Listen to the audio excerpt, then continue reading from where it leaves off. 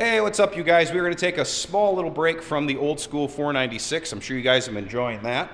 What we're going to do on this one is an update on my car and the old man's car. So what I'm doing on this is I'm getting the engine compartment ready for the ProCharge combination. That it's still sitting at Steve's. We're still waiting to get it dynoed, but it's given me time to get the engine compartment ready to rock and roll. So I'm going to show you guys that. I got some little bit of body work to do, some holes to fill, things like that before it's ready to put in.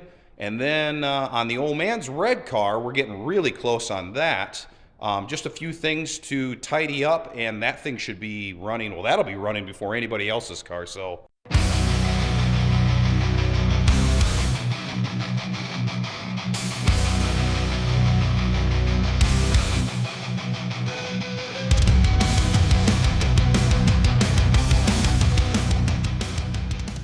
Okay, you guys, you can see I got the welder set up over here. There's just a few things that I want to address on the firewall on this thing, because going from a nitrous car to a ProCharge car, I had extra gauges that were on the cowl that I don't need anymore. I only need one. Where my purge valve was, where the solenoid was, stuff like that, I had mounted on the firewall, and I'll show you this in a second.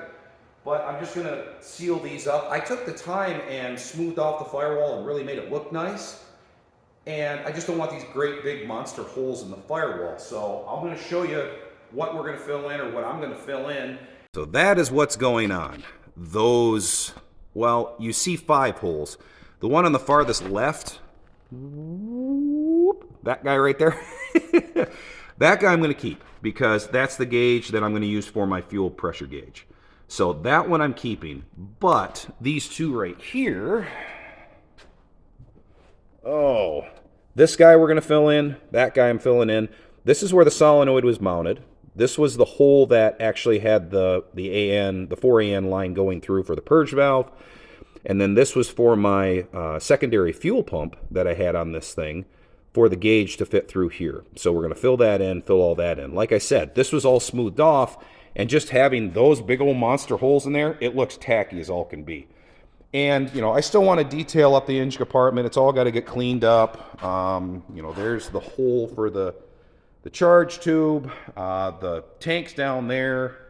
I got to do some cleaning up and painting in there. But, I mean, you guys get the idea of how much cutting and moving and all of that I did. I want to address the engine compartment because when the motor comes back, and the converter comes from Neil Chance, I'm going to want to get this thing in, and I'm certainly not going to want to sit here doing what I'm doing right now with the motor in the car. It doesn't make sense. So I have the time, and I'm going to get working. So I know there's better ways to do this, and I tell you what, you guys, once you see my explanation, hit me down in the comments and tell me a better way of doing this that doesn't reinvent the wheel and it's not super expensive. Another cheap way. I love learning, so hit me down, but this is what I'm going to do. All right, to fill these holes in, you can either bridge weld these little guys. I mean, these are like 1/4-inch holes. You should be able to bridge weld that. If you can't and you're having a problem, get yourself a little chunk of copper. Put this on the back side, weld it up, you're fine. Can't stick to this. Now, what about these bigger holes? All right, well, this is what I'm going to do. I do a nut and a bolt with a washer. The washer is going to become the filler. Well, then how do I fill in that hole, right? Same way I just filled it in with the other one. I'm just making a smaller hole. These fit perfect, and it gives you something to physically hang on to where you can set it in right where you need it to be. Put your tacks in it. This is finger tight. I mean, this is literally finger tight. Then you just loosen it up, take the bolt out, stick this on the back side, weld it up, you're done.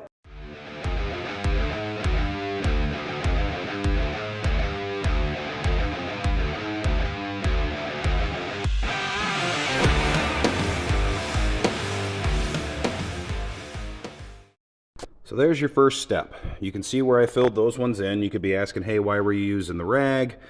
That is just damp, and I don't want to warp my firewall. So do a bunch of welds on it, just kind of cool it off. I'm not trying to quench it quickly, because if you quench it quickly, you will warp it. So it's just kind of working around the weld, just bringing down the temperature a little bit, keep welding, so on and so forth. You're going to see me doing that when I weld the washers in and when I weld the holes of the washers. But now you can see where I gave myself, I'm on the back side of it. So what the nice thing is once I weld this all the way around and I grind it flush, that distance that's inside here will be filled with metal. It'll be filled with the weld.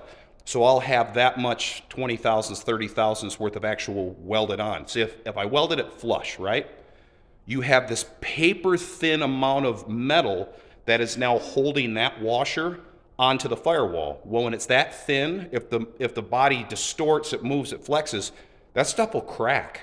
And then you'll start seeing all these cracks happening. Say it was smoothing out the firewall and it was big, 12, say a 12 by 12, like a sheet of paper that you did. Well, if you did it the same way, you'd start noticing these cracks. If you have it behind it, then that thickness of the firewall is how thick I can still keep my weld. Then it's structurally better, and I have more metal around it, and it's a less likelihood of seeing cracks form and things like that.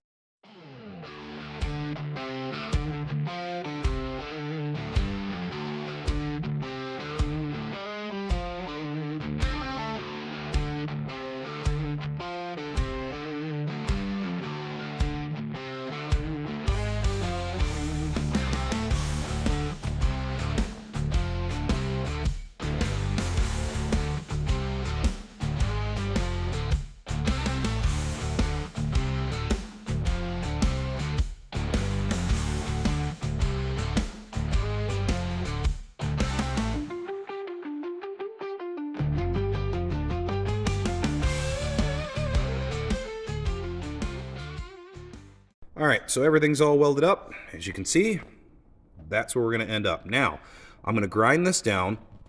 Once I grind it, I'm also going to use the rag like I did when I was welding. We just don't wanna put a lot of heat into the firewall because then you'll start warping it. So I'm gonna grind it down, and we're just gonna use the edge of the grinder. I'm not trying to get into the new piece of metal that I welded. All I wanna do is I just want it to be flush with the firewall itself. That's what I ended up knocking down. And you can see all I have to fill in is inside here, a little bit in here and all that. So what I'm gonna do now is I'm gonna use a little bit of all metal. This is always gonna be the first thing that you lay down before you do your Bondo. This has a lot more bite to it. You don't have to worry about this cracking as much as if I just covered that in Bondo and things started to move and distort, you're gonna get a lot of cracking. This is gonna bite into it a lot better. We only do this once. Then after this, once this gets sanded, and this is harder to sand, but once I sand this down, then I'll put probably one coat of Bondo on it, and then that should be pretty good.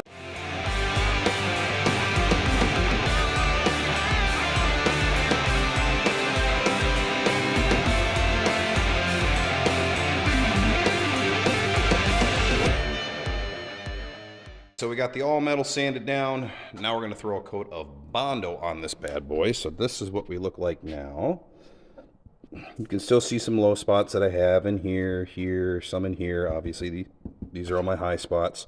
So we're just gonna cover this with a little coat of Bondo, let that dry up, and then sand that down and take a look and see what we got. So I went through and I just blew everything out with compressed air just to get all the Bondo dust, all that stuff blown out of there, everything from grinding all this up front and all that. Then I went through, took a wet rag, wiped everything down. So now everything's completely wiped down. As you can see, it looks a whole lot better.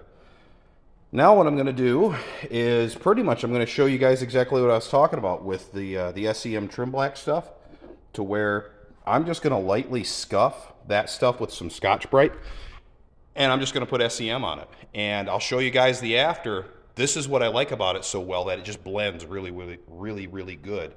There is some wiring that I want to tidy up on that's just kind of hanging. I got to pick up some wire loom and all that, but I don't think I'm going to be able to touch that right now. Once I cut that section off, you can see over there all the factory wiring. I want to get some of that stuff wire loomed up because you're going to see it now. So I got to obviously take care of that. But first things first, let's do some painting. So here's kind of a before shot of what everything kind of looks like here.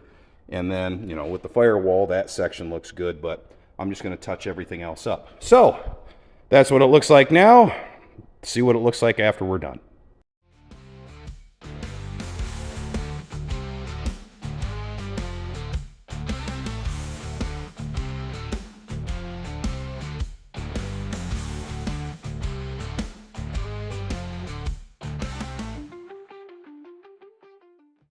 Okay, let's take a little break from the black car. Let's see what's going on over here with the old man on the red car.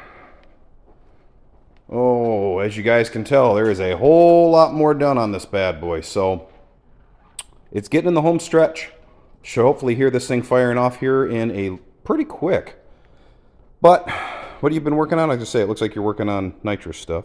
Of course, I had to polish everything. And I reinforced this, put new lines in here, added a reinforcement down here because of the problem we had when we cooked the motor. The vibration broke things in here.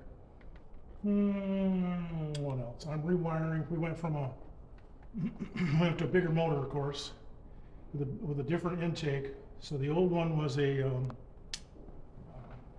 port system. This is just a plate. We're just going to go with that. So just doing a little wiring on this right now, sort of tapping into the old harness that Scott made up.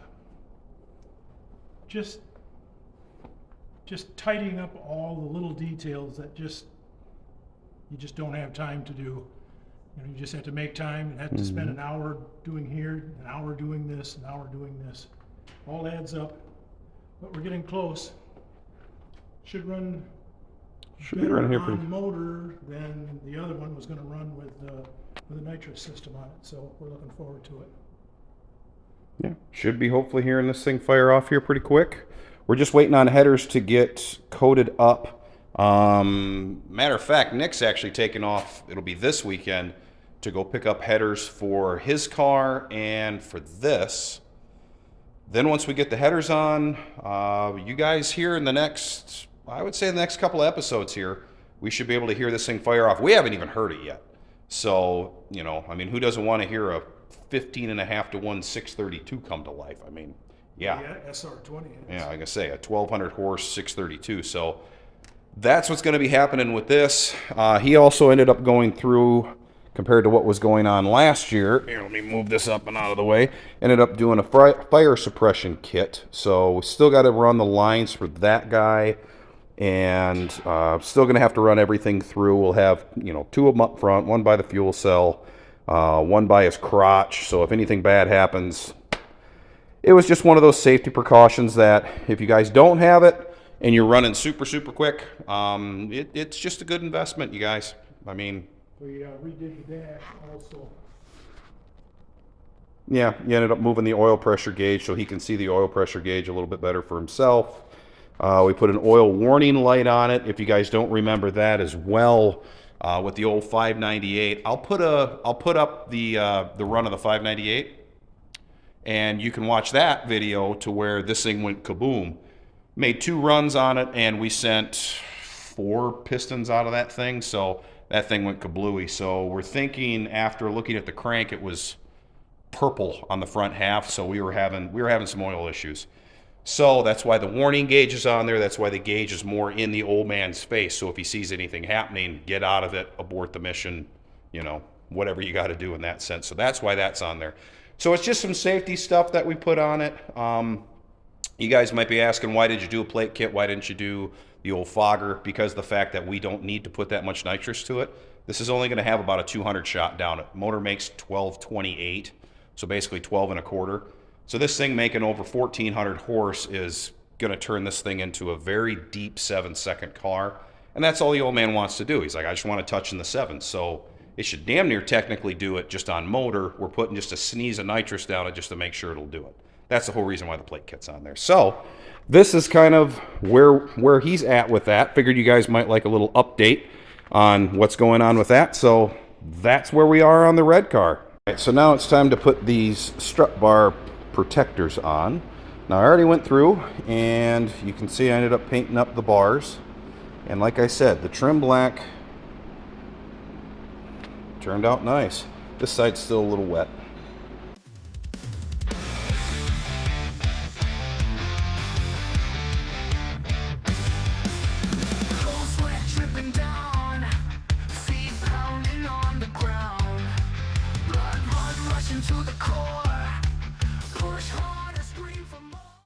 So that's what they look like. Look pretty good. Wish I would have done black rivets, which I didn't do.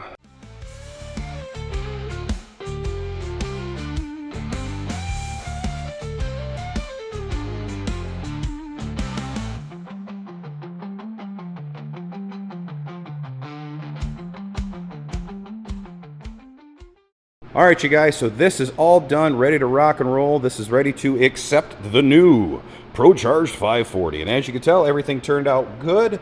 I like how the carbon fiber turned out. Digging that. The holes are all filled in, ready to rock and roll. And as you can tell, where the air to water will be, all of that's painted up nice. All of that's done. I got a little bit of wiring and stuff I still have to take control of, but that all looks great. And you guys know as much as I do, when you actually get your motor either off the engine stand or it's even fully assembled, not even dynoed, you want to get it in as fast as possible. And this is stuff that you just don't want to do when that motor's ready to go in. So had some time to kill and just finished off everything. I hope the little welding tips and tricks kind of helped you guys out and showed you that it's really not as bad as what you think.